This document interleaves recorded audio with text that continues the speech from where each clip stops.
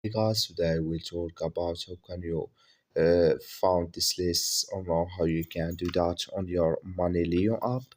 So you just follow these ways, then it's going to work with you. All you have to do in the first, so you just go down, click on this line down here, just click on it.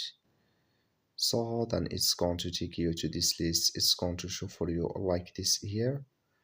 Then you go down here, so you keep going down until you found here active investing. Just click on it.